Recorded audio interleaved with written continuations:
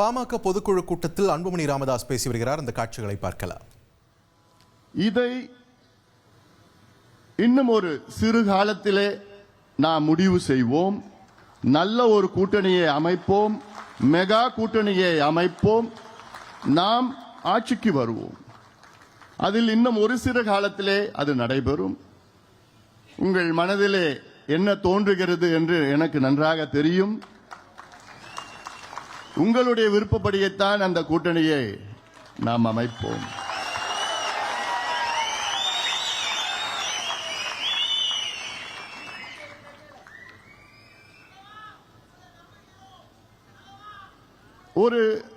எனக்கு முன்பு பேசியவர்கள் ஒரு சிலர் சொன்னார்கள், தமிழ்நாட்டில் நம்முடைய வாக்கு விகிதம் 6 விழுக்காடு 7 விழுக்காடு.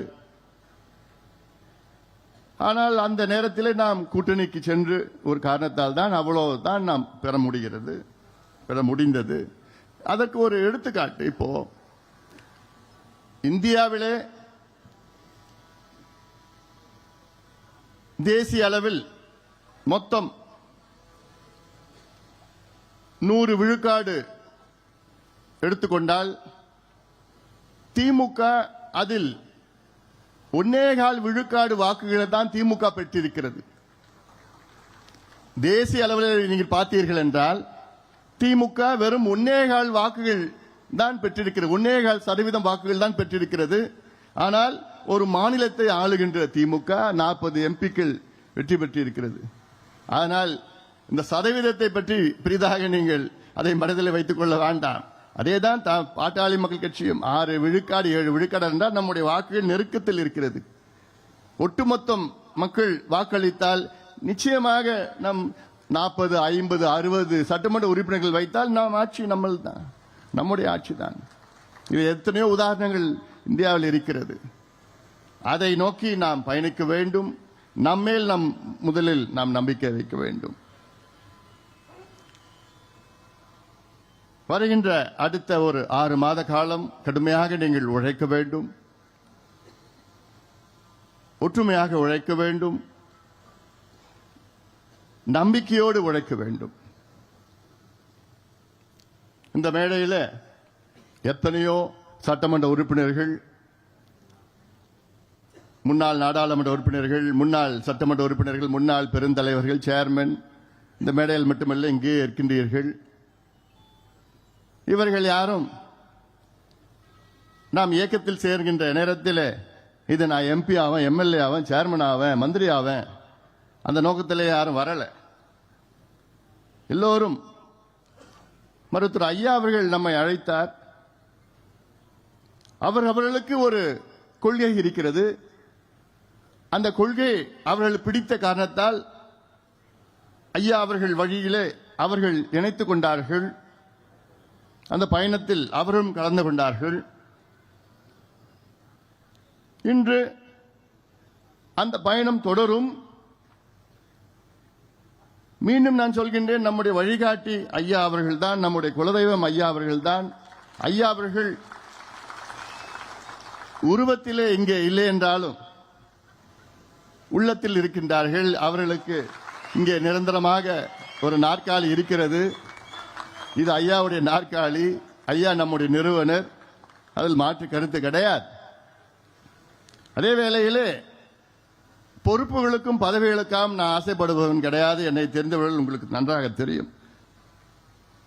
இன்று காலத்தின் கட்டாயத்திற்காக உங்களுடைய எண்ணங்களை நிறைவேற்றுவதற்காக இங்கே உங்கள் முன் நின்று கொண்டிருக்கின்றேன். இது ஒரு சாதாரண இயக்கம் கிடையாது. நம் கட்சி சாதாரண கட்சி கிடையாது. ரத்தம், வேர்வை, தியாகம், உயிர் தியாகம் இதை சிந்தி லட்சக்கணக்கானவர்கள் உயிரை நீத்து, நூற்றுக்கணக்கானவர்கள் உயிரை நீத்து, லட்சக்கணக்கானவர்கள் தியாகம் சிந்தி சிறைக்கு சென்று சிறிய சிறிய அளவில் நாம் இயக்கத்தை நாம் வளர்த்துக் கொண்டிருக்கின்றோம். இந்த இயக்கம் அடுத்த கட்டத்துக்கு செல்ல வேண்டும் என்ற நோக்கம். நான் சொல்லியிருக்கின்றேன், ஐயாவுடைய நாற்காலி நிரந்தரமான ஒரு நாற்காலி ஐயாவுக்கு. ஐயாவுடைய நாற்காலி இது. ஐயா எப்போனா இங்க நாற்காலிக்கு வரலாம், நிச்சயமாக வருவார் என்ற நம்பிக்கை எனக்கு இருக்கிறது. சில நேரத்தில் சாமி கொஞ்சம் கோபம் வந்துடும். அப்போ என்ன பண்ணணும், திருவிழா எடுப்போம், நெருப்பு மிதிப்போம், என்னென்னமோ காவடி எடுப்போம், என்னென்னமோ செஞ்சிட்டு இருப்போம்.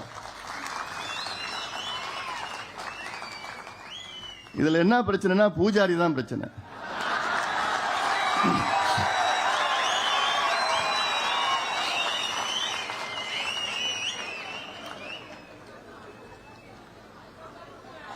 நம்ம என்னென்ன செய்யறோமோ செய்யறோம், சாமிக்கு என்னென்ன வழிபாடு செய்யறோமோ செய்யறோம்.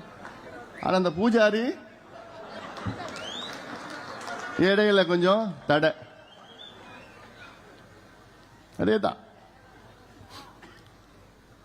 இன்னைக்கு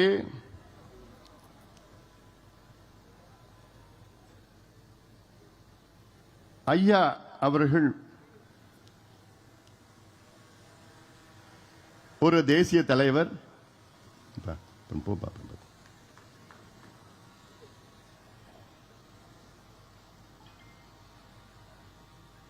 ஒரு சாதனையாளர், ஒரு சமூக சீர்திருத்தவாதி, சோஷியல் ரெஃபார்மர். ஒரு சமூக சீர்திருத்தவாதி என்பது இந்தியாவிலே அதாவது மொத்தத்தில் ஒரு 5 பேர் 6 பேர் தான் இருந்திருப்பாங்க. இப்படிப்பட்ட யாரும் இருக்கிறது கிடையாது. 6 இடஒதுக்கீடுகளை பெற்று தந்தவர். நமக்கெல்லாம் அரசியல் கற்றுக்கொண்டது, சமூக நீதி என்றால் நமக்கெல்லாம் பாடம் கொடுத்தது, கற்றுக் கொடுத்தது ஐயா அவர்கள் தான். ஆனால் இன்றைக்கு ஐயா அவர்களால் இந்த இயக்கத்தை, நம் கட்சியை நிர்வகிக்க அதில் ஒரு சூழல் இருக்கிறது. இது சில செய்திகள் என்னால் வெளியில் சொல்ல முடியாத ஒரு சூழல். அந்த காரணத்துக்காகத்தான் நான் ஒன்றும் ரொம்ப பிடிவாதக்காரன் கிடையாது. நான் சொல்றது நம்ம எல்லாம் சேர்ந்து செய்யலாம்.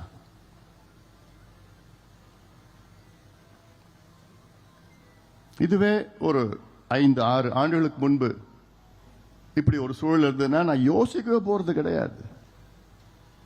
எனக்கு இந்த பதவி, பொறுப்பு, அது இதெல்லாம் நிச்சயமா என் மனசுல எதுவுமே கிடையாது. எனக்கு இந்த பதவி வேணும்னா நான் 10-15 ஆண்டுகளுக்கு முன்பு நான் வாங்கிட்டு இருப்பேன், கேட்டு வாங்கிட்டு இருப்பேன். நான் ஏன்னா அவசியமே இல்லை, அதுக்காக நான் வரல. பதவி பொறுப்புக்காகலாம் நான் வரல. நான் என்னுடைய நோக்கமே இந்த சமுதாயத்தை அடுத்த கட்டத்துக்கு கொண்டு போகணும், சமுதாயத்தை வழி நடத்தணும். இந்த சமுதாயத்துக்காக தான் கட்சியை தொடங்கினார், சமூக நீதிக்கு தான் கட்சி தொடங்கினார். அதுதான் அந்த அடித்தளம் தான்.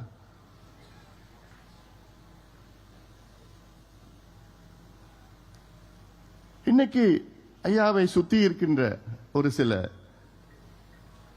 சுயநலவாதிகள் என்னன்னு சொல்றதுன்னு தெரியல.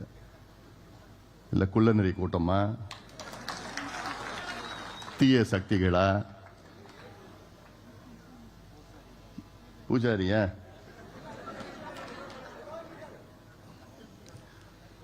இவங்க ஒன்னும் திருப்பி மாத்தி சொல்லாததெல்லாம் சொல்லி, செய்யாத ஒன்னும் பொய்ய சொல்லி, இப்படியே சொல்லி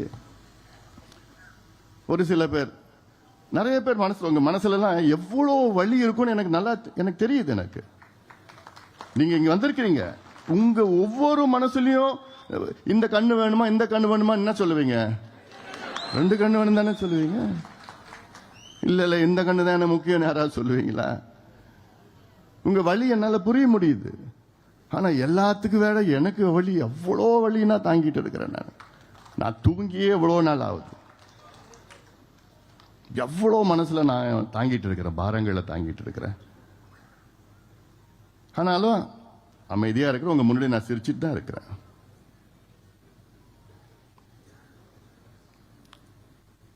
ஏன்னா